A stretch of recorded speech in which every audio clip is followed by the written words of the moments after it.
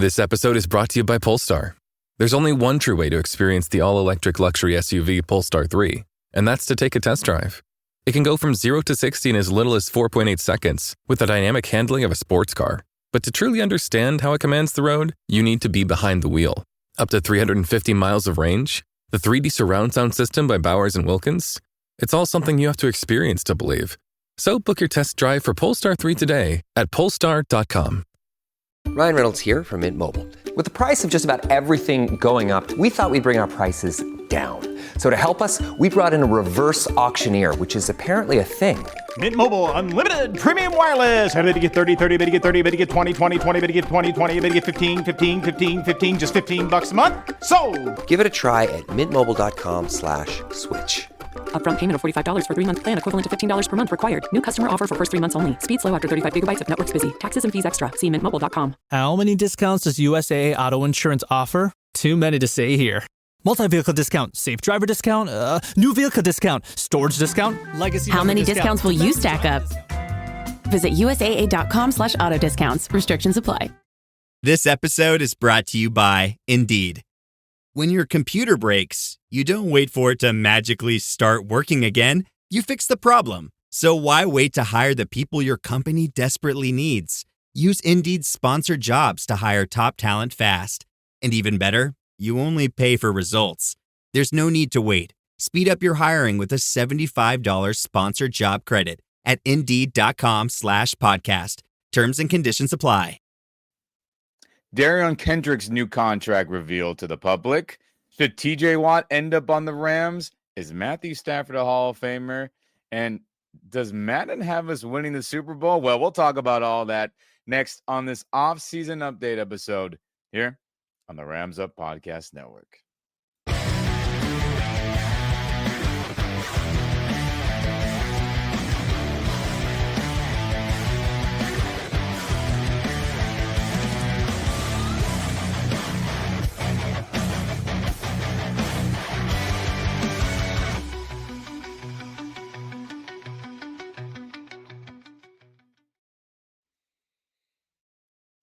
What's going on, everyone? Welcome back to the Rams Up Podcast Network. I'm Ian, that's Mark, and if you're on YouTube, make sure to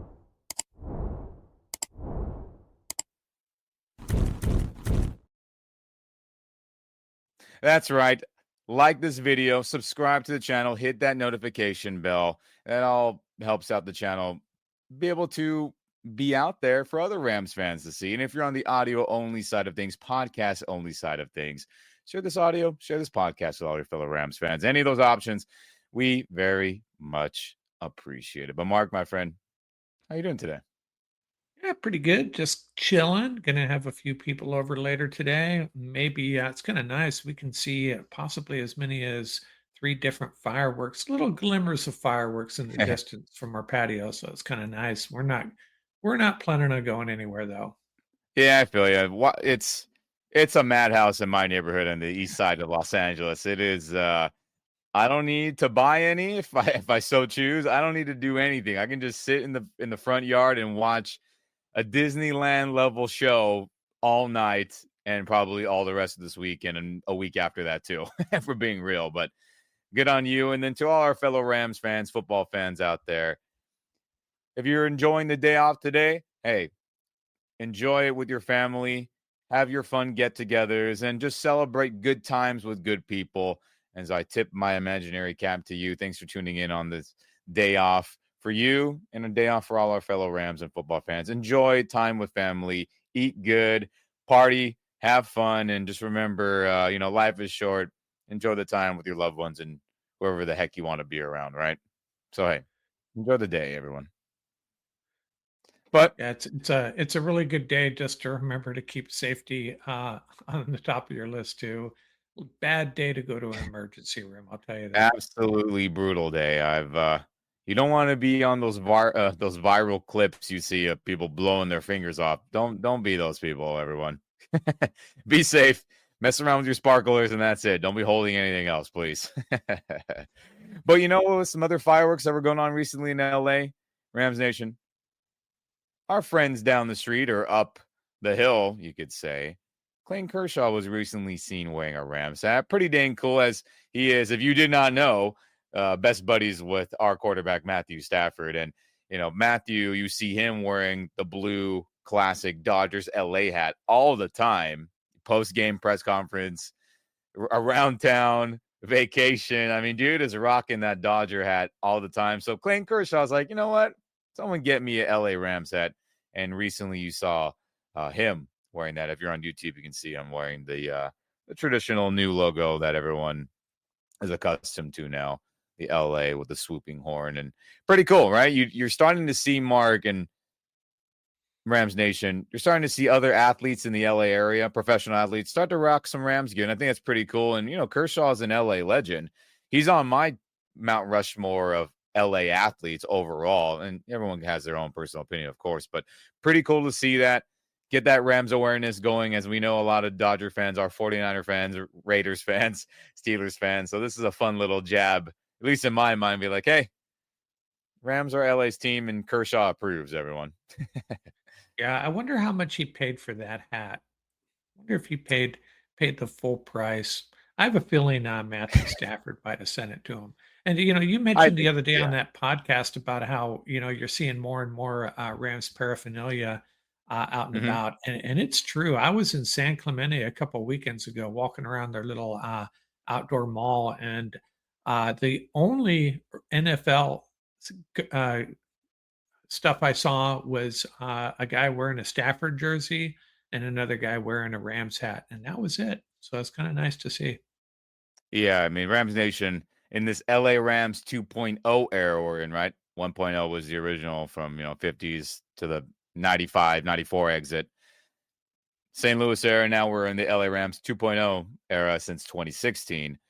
Every year it's getting better and better. The fan base is growing, but we all know it's what the young boys and girls now, right? And there's plenty of people that are enjoying the football and are, representing the Rams here in Los Angeles that are teenagers, adults, of course.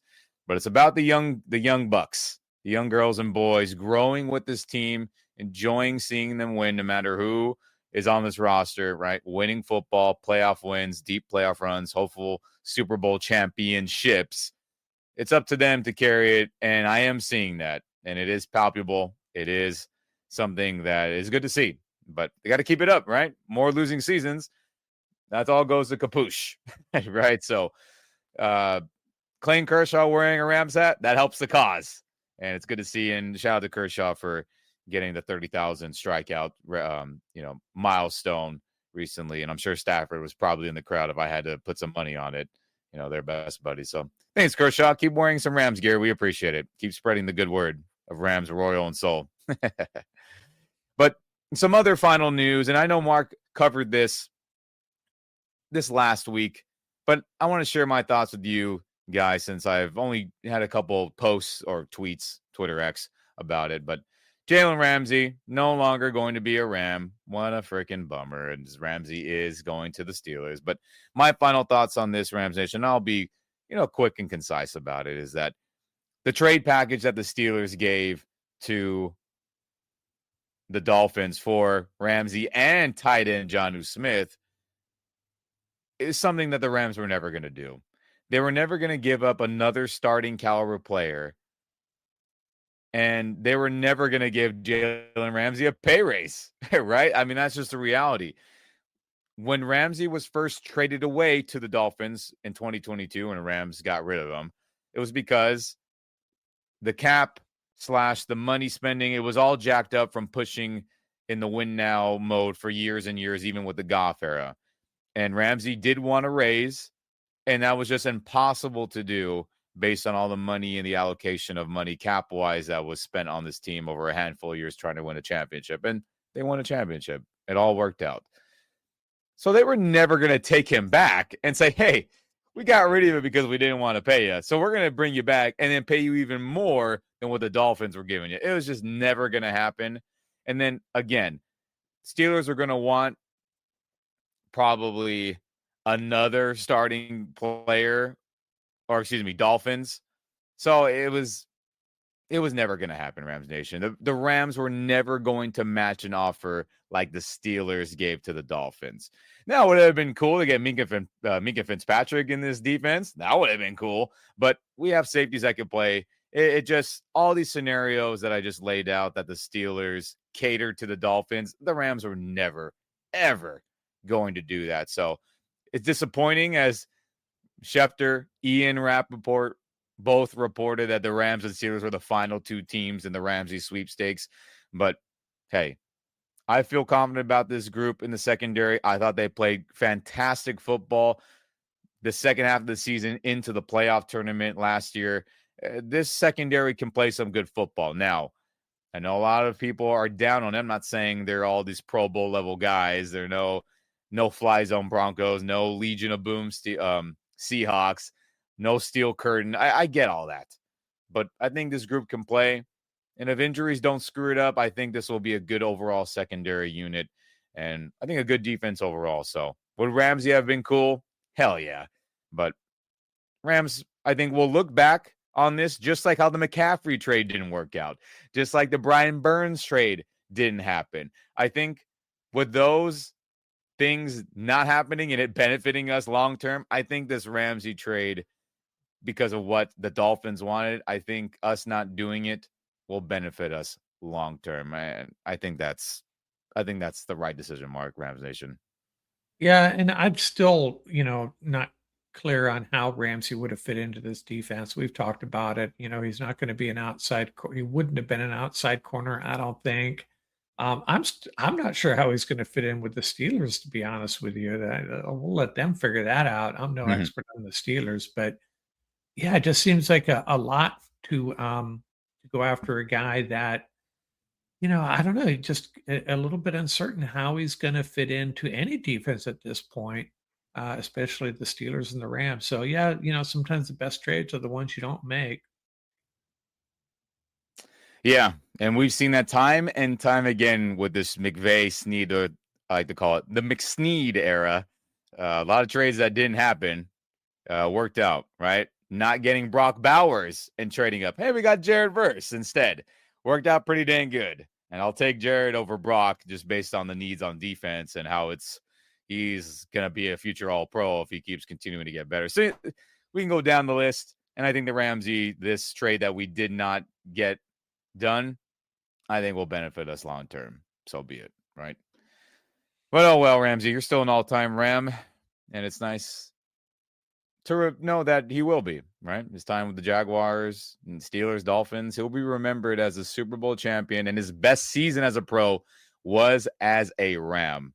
And I think no matter how good he plays with the Steelers, I think nothing will top that 2020 season, and nothing will top all his good plays he made during the Super Bowl 2021 season. So all-time Ram, and he'll be remembered as a Ram. And I'm sure he'll live in Los Angeles when his days are playing are done too. So he'll be around.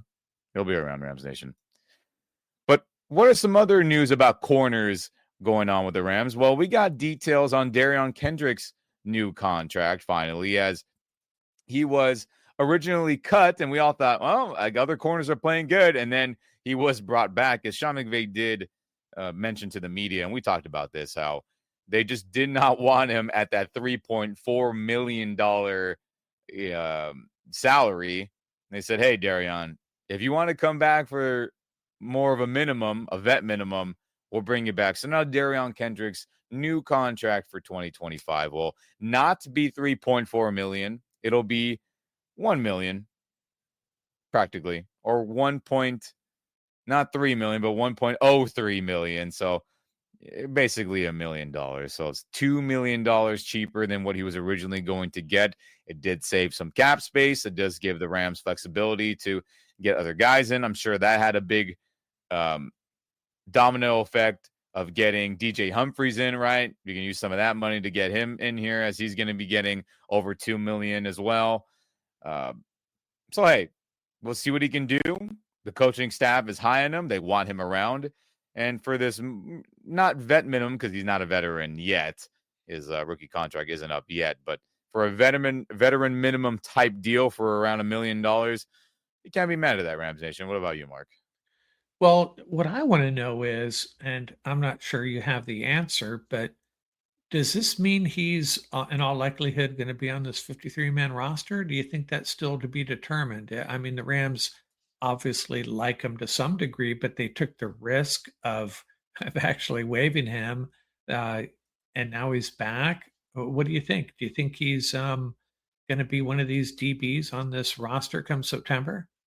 It's very, very possible, Mark Ramsdation. But we thought guys who were secure in roster spots in the McVay era, would make this team, and that has not been the case.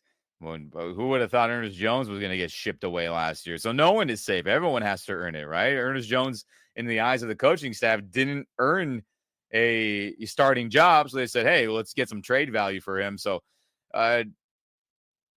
should he make it? Maybe. He's played some meaningful football for us. He's had some good moments, plenty of bad too. Obviously, we've all witnessed it and gone through it with Derion and the Rams. But nothing is earned. Nothing is earned, and especially since he's technically been cut already. I mean, there is nothing secure about his roster spot. He is not a lock to make it in. And, the cornerback group as a whole is pretty deep, right? Okello, Darius Williams, Kobe Durant, Emmanuel Forbes, we picked off right. waivers, and he's getting, obviously, a first-round salary. You got Wallace. You have A.J. Green, not Bengals A.J. Green, our young A.J. Green, and others who I'm blanking on. So that's a deep room. Sean And Jolly and Charles Woods, Josh correct. Wallace. Yeah, there's a lot of guys. And, hey, we'll see how it shakes out. If he plays in the preseason, then he's fighting for a roster spot. If he is not, then his roster spot is probably secure, maybe, So we shall see. We shall see. But he is not a lock at all. Not at all. Fair enough. Yep. And, we wish Derion well, right? We hope to see more good moments than the bad when he was playing a bunch for us, in years past. So, again, everyone, Derion now making a little over $1 million instead of 3.4 that he originally was supposed to get. And the Rams cutting him, doing all that, gets him down to that $1 million range. So we'll see if he earns a spot. I wish him well, for sure. And another fun news with team spending, cap spending, how does that affect everything? Well, we talked about not long ago about how the Rams were, yet again, for the third year in a row, ranked last in team spending for their defense. 3 years in a row, the Rams are ranked last in team spending for a defense. Crazy. Absolutely crazy. Well, it's almost the complete opposite for the offense, as the Rams this season are the fourth most expensive offense for the 2025 campaign. As we'll pull up a graphic here, as you can see, that the number one team in team spending for offense is the Kansas City Chiefs. The number two team, and this was a surprise to me, I was like, really? The Atlanta Falcons are the second. The Cincinnati Bengals, after paying a lot of people, are now ranked third. And then our Los Angeles Rams are ranked fourth. And then right behind us are the Detroit Lions, ranked fifth. And this is all based on cap hits and cap spending, not necessarily the physical dollars that a player is getting deposited into their bank account. Remember, everyone, long story short, you can manipulate the team spending, the cap spending, another name for it, by spreading out their contract money, the physical money they're getting, in bonuses. But by doing those bonuses, it'll inflate future years of a player's cap hit. So let's just say I'm paying Mark $30 million for 2025. And we say, you know what, Mark, we want to get your cap hit lower. So his physical money going into the bank is $30 million. And the cap hit, the team spending budget, is also $30 million, right? It's equal. He's getting 30 and the cap hit for him is 30. But we say, hey, we want to get your cap hit lower so we can go sign Aaron Donald out of retirement, right? Making it up here.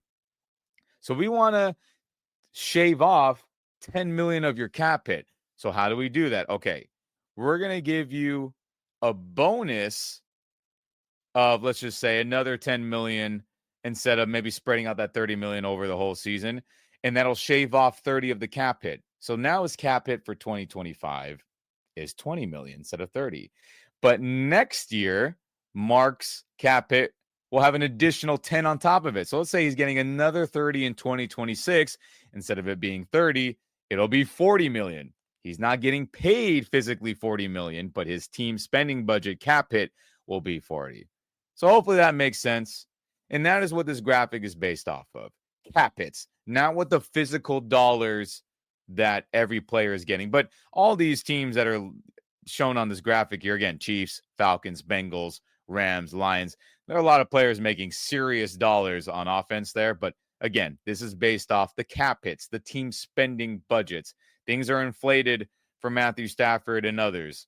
It's not necessarily the same as what he's physically getting in his bank account. But does that really matter? Because your team spending budget, you only have a finite amount, and the Rams are fourth, Mark. So I say all that to say, is this shocking to you to see that, or is this a no-brainer based on how we've allocated money for a long time? Yeah, I was confused with the Falcons there, and I checked and remember Kirk Cousins, he's a $40 million hit. So that was that accounts for a lot of that. And they have 9 guys. I just pulled it up, 9 guys with cap hits of $10 million or more, including Leonard Floyd. Of course, he's defense. But the Rams have 5 guys that account for $97 million. And I believe they are all on offense: Stafford, Dotson, Adams, Havenstein, and Atwell. So there you go. No, so it's not surprising. And that's been their MO for a little bit here. Try to draft really good on defense. And they've hit on defense, and they've hit on offense as well. But they're spending their free agency money on offense for sure. They've been doing that for a little while. So not surprised. I was surprised to see the Falcons up there, but then, Kirk Cousins accounts for a big chunk of that. Yeah, the Kirk Cousins contract, that really inflates it for sure. But with the Rams having the last place team spending for defense and being in the top 5 for offense, I mean, this offense cannot start slow like it has 2 years in a row. It cannot be for a third year in a row. It cannot be that way. Now, this defense, I think, is going to be pretty good overall, hovering around top 10, hopeful top 10 if everyone plays their potential. But look, there can be no, Devontae's really not acclimated in yet. Ferguson's really not playing well. Blake Corum and everyone in the backfield rotating in is not getting the job done or not pass blocking good. Hey, DJ Humphries, he's really struggling at left tackle because Alaric is recovering. All these different little things, and obviously injuries are the great, demolisher of everything, no matter what side of the ball you're on. But this team cannot start slow on offense like it has multiple years in a row now. We need McVay. We need these players all to be in sync, play calling and execution, play design. That all has to work, because if you're going to be in the top 5, there is no excuse for the offense to be poor for majority, stretches of a season like it has the last 2 years. So everyone healthy for the most part, good players and great players on that side of the ball on offense. They have to act like a top 10 unit and, perform most Sundays like a top 5 unit based on what, the cap hits and what they're all being paid, Mark. I mean, it has to be that way. If you went on a road trip and you didn't stop for a Big Mac or drop a crispy fry between the car seats or use your McDonald's bag as a placemat, then that wasn't a road trip. It was just a really long drive. Ba-da-ba-ba-ba. At participating McDonald's.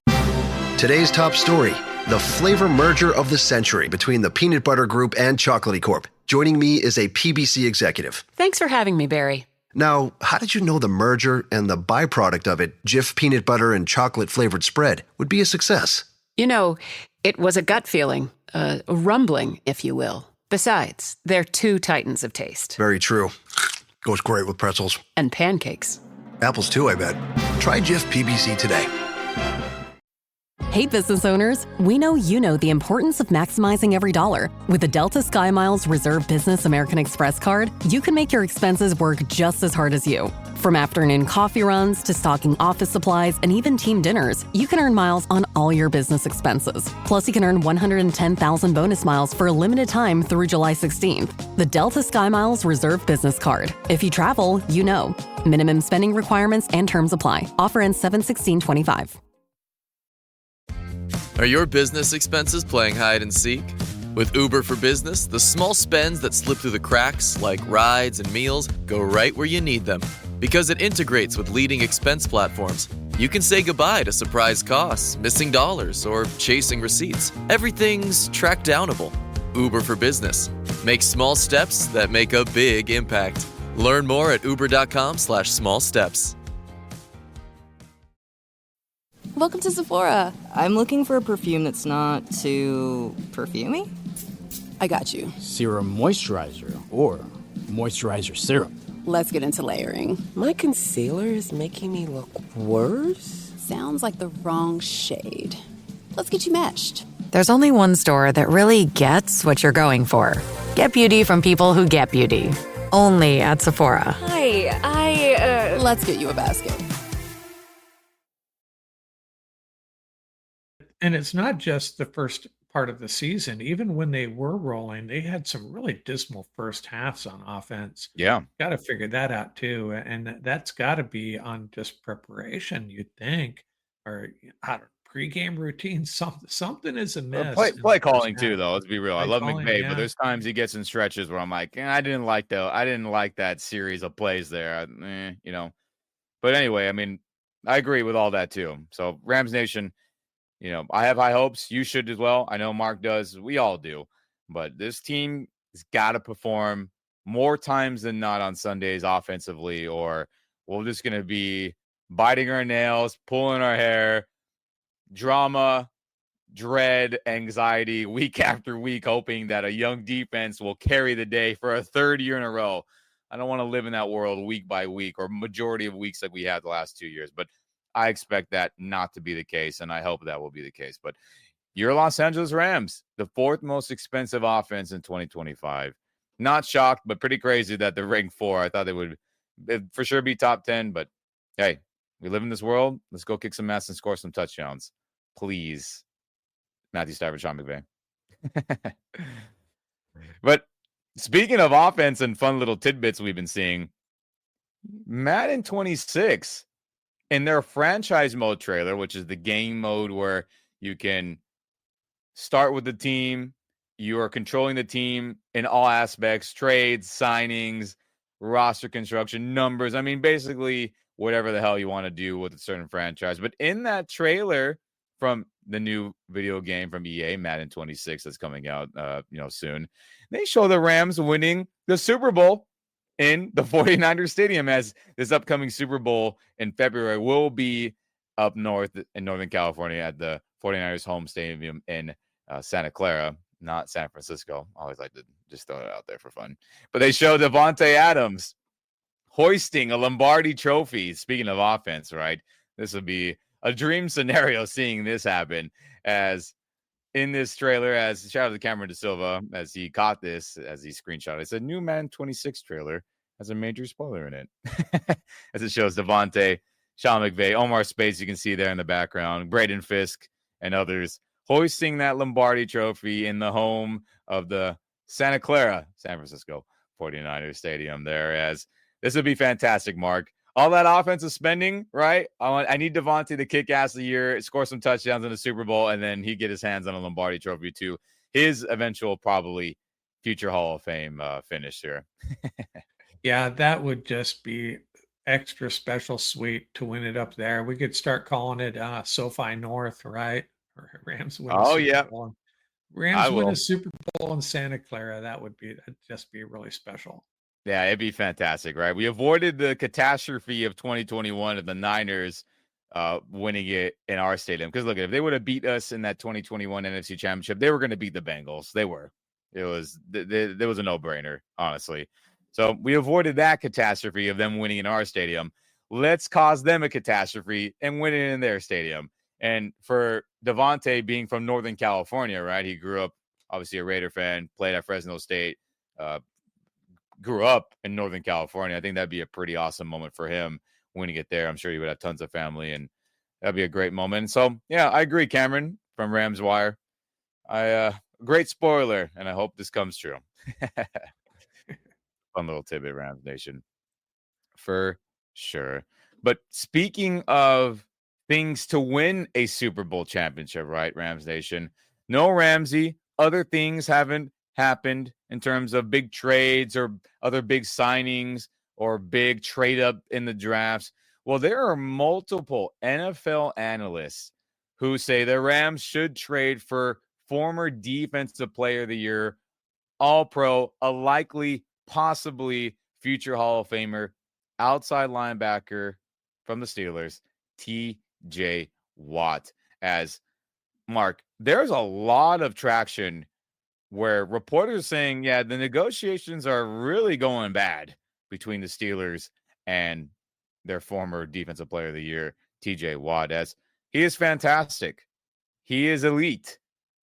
And let's not forget, Rams Nation, during the 2018 Super Bowl run, the Rams made a serious offer to get Khalil Mack from the Raiders, and they were incredibly close. I think they were off by one draft pick, and then obviously the Bears got him, and he kicked ass for the Bears. But they were never going to extend Khalil Mack, but they said, F it. If we win a championship, who cares about all those picks? F them picks, right? The F them picks era. So in this scenario here, you got a bunch of different trade packages people have talked about. People have said, give the Steelers a first, send Byron Young, give them a first, maybe send another player, send multiple firsts, different packages. But if the Rams were to do this, and I'll ask you, Mark, do you think it would be the right decision? And do you like giving up big assets to get TJ Watt for a hopeful Super Bowl run? Well, let me think about this. Obviously he's an elite player. You bring him into this defense at a big dollar amount. It's going to eat up a lot of the cap space we have left. And is he going to make this team that much better moving on from, let's say you give up someone like Byron Young? You're going to have to move on from one of these outside linebackers, defensive ends, because I just don't think there's enough snaps. It doesn't make any sense, So yeah, I'm not a big fan of this move. If they were to make it, I'd probably be happy, though. It's kind of like with the Ramsey thing. It'd be a luxury, but I don't want to give up a first round pick next year. I'd be dead set against that. I think that I just love the idea of going into next year with those 2 first round picks. And I would not be a fan of giving up one of those. Second rounder, maybe third rounder down the road. I don't know. But, I really like Byron Young too. I think I love the idea of having these young guns, these guys that have grown up together. Verse and Young only had 1 year together so far. They could be something really special this year, especially if Josiah Stewart or Brennan Jackson, develops. So, yeah, I mean, who's going to be opposed to adding TJ Watt to your defense? But, again, the cost, salary cap wise, and giving up draft capital, yeah, I'm not sold on that. I get it. Now, if this trade happened, I would be happy about it. Am I dying for it? Am I like, you have to do it, Rams, to win a championship? No.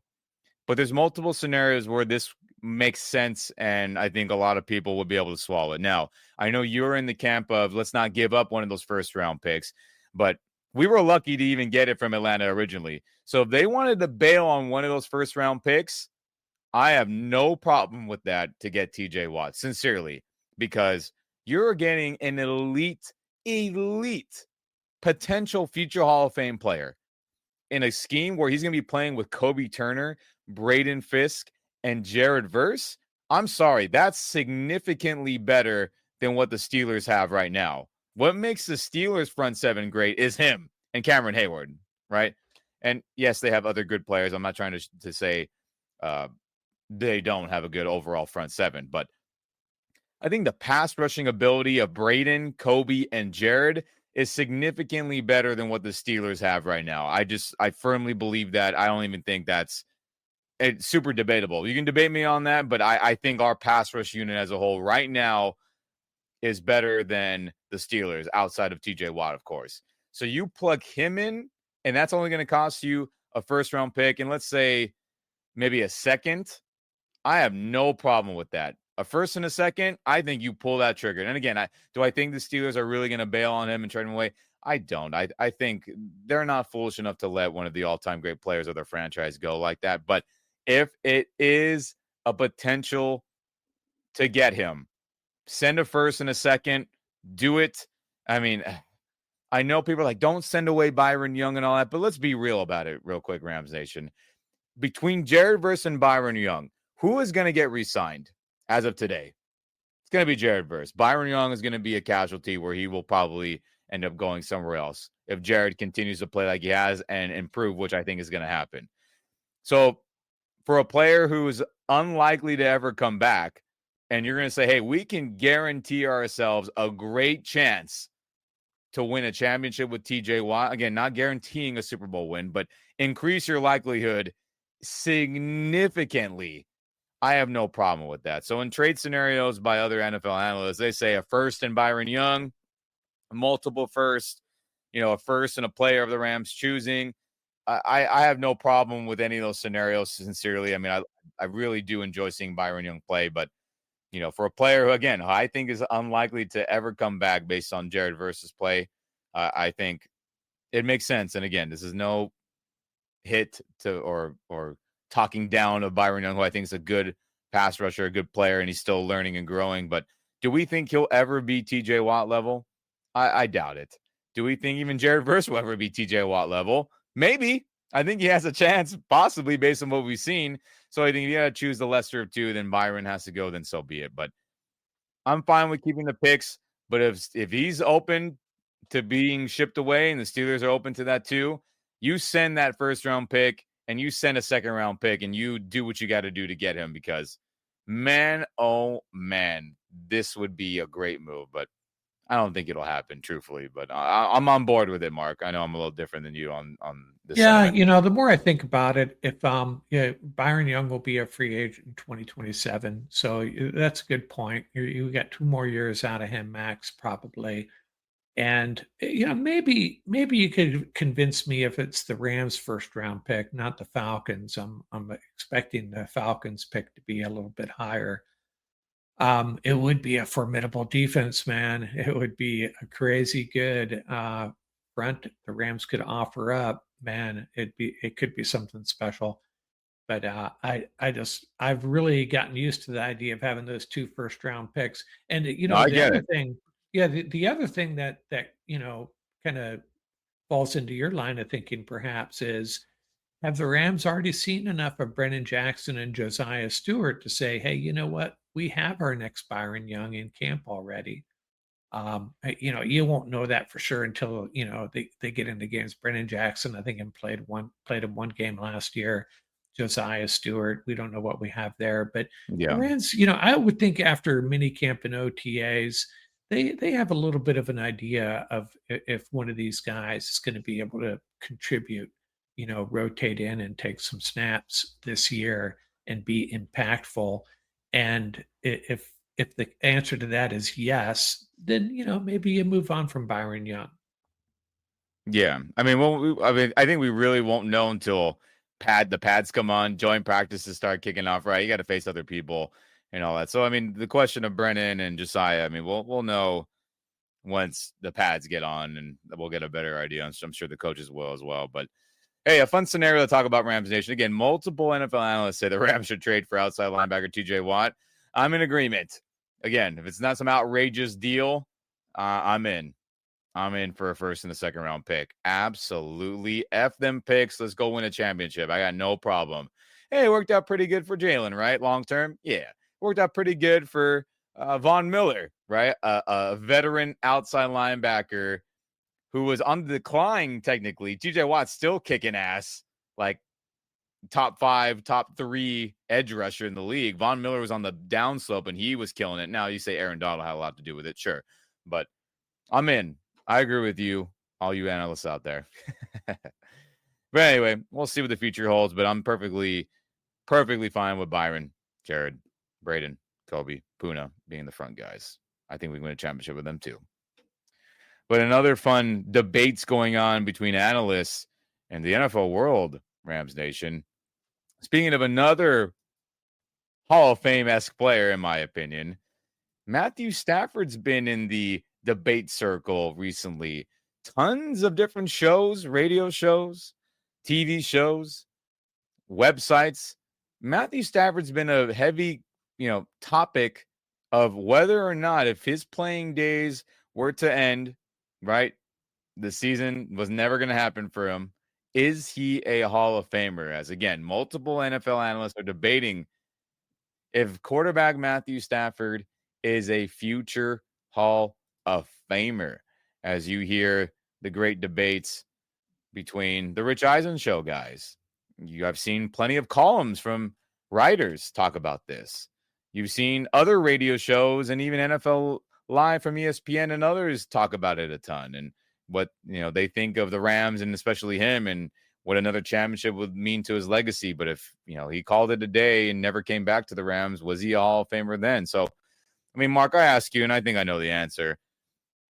If his playing days were done, right? He never ever took a snap with any other team, obviously the Rams too. Would he be a Hall of Famer in your eyes?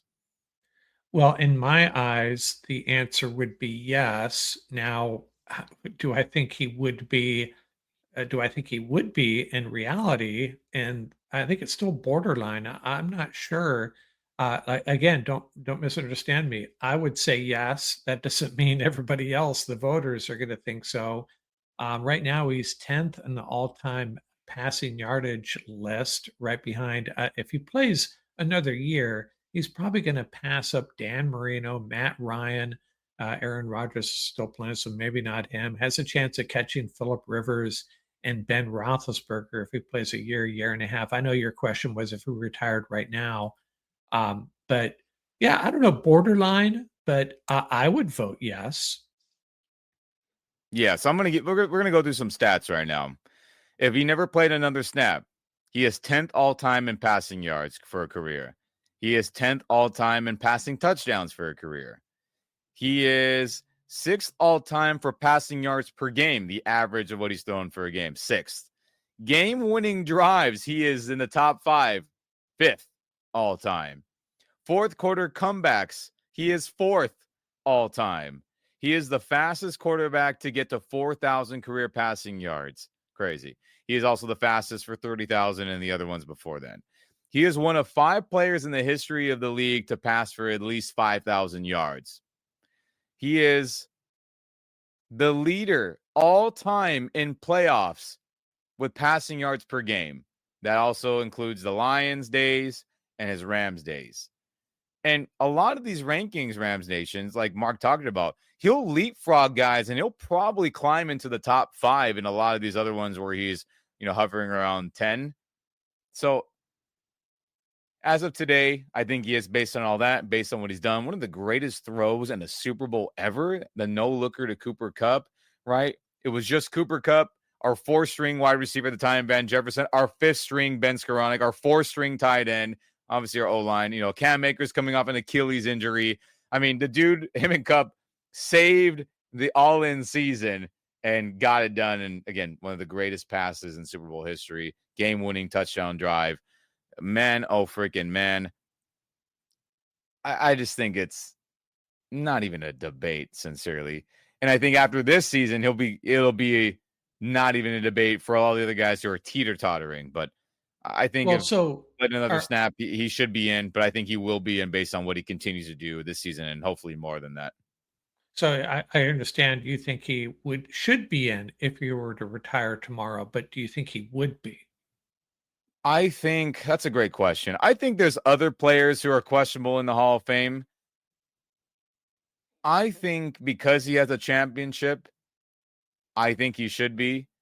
I think because of the immediate success he had leaving the Lions and then winning with the Rams a championship in the first year, I think that has a lot to do with it. I think hopefully, voters will remember that amazing pass, game-winning drive.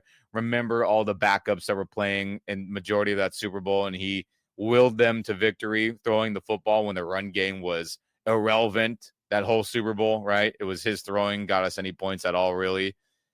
Hopefully they remember all of the game-winning drives with the Lions, the game-winning drives he's had with the Rams, and all the obviously the career accolades. I think if they remember all those things, you can say, how can Matthew Stafford not be in the Hall? But the Hall of Fame gets wacky. Voters get their feelings involved. Whether some guys probably shouldn't be in teeter-totter and some guys aren't, or I mean, for damn sake, Torrey Holt's not in the Hall of Fame yet. Like, what are we doing?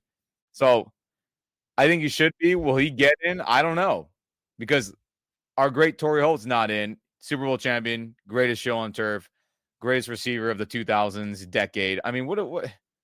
And he's not in yet. So I don't know, Mark. Yeah, I and think Stafford should be. that game-winning drive stat, considering that most of his career was with the Lions, is pretty amazing because the Lions barely won it all, period. I mean, how many of those wins, what percentage were due to game-winning drives by Matthew Stafford? I might have to try to figure that out. That's pretty impressive.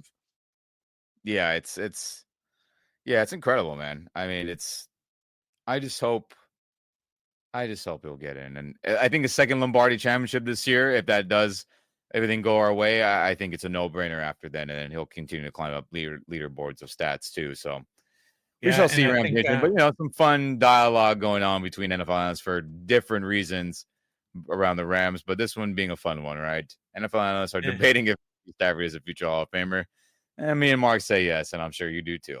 And the stats. And I think based on how he was treated his last visit to Detroit, he may be entering the Hall of Fame in full Rams uniform and no mention of the Lions. That's probably not true. But Matthew Stafford's a character, man. The Lions are a part of his career path, but he'll be. I mean, look at his great moments will be remembered as a Rams player. And I'll take that. That's fine with me. Yeah. Perfect. Right. As I think he's the most talented Rams quarterback in history. I mean, shout out to Kurt Warner. Shout out to Roman. Shout out to whoever I'm blanking on right now from the 1950s championship teams. Apologies on that.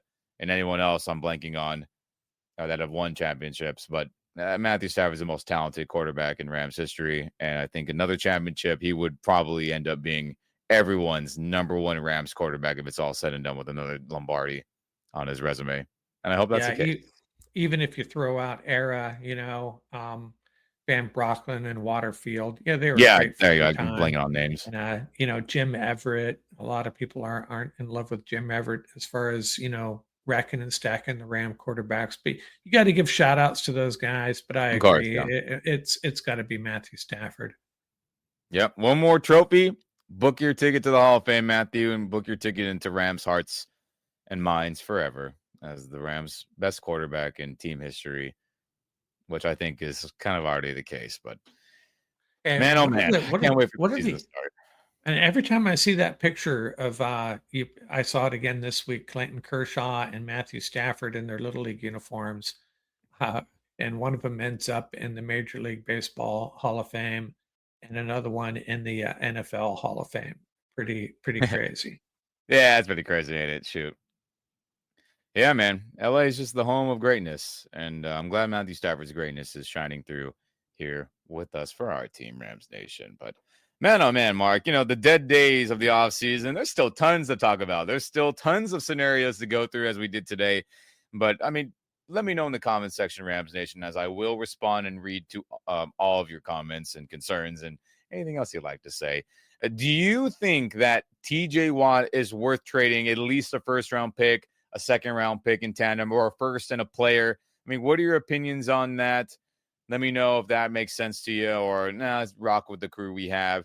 And then let me know how you feel. Is Matthew Stafford a Hall of Famer? And try to be as objective as possible. I know we have our biases as Rams fans, but objectively, do you think Matthew Stafford is a Hall of Famer if he never played another snap, if he retired right now? Do you think he'd be a Hall of Famer? But Mark, before we get out of here, any final thoughts? No. Hey, man, if this TJ Watt trade comes down, we'll definitely have something to talk about. Hopefully some news comes our way. Hopefully we'll have more to talk about over the next week. Kind of a little bit of the doldrums, but like you say, man, There's always Ram stories out there, and we'll try to hit them.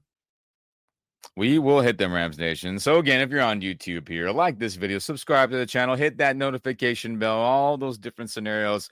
We very much appreciate it. It helps this Rams content be able to be seen for other football fans, other Rams fans. And if you're on the audio only, podcast only side of things, share this podcast, share this audio with all your fellow Rams fans and football fans. Any of those options, again, we very much appreciate it. Thanks for watching. Thanks for supporting. And never forget, Rams Nation, go Rams, baby.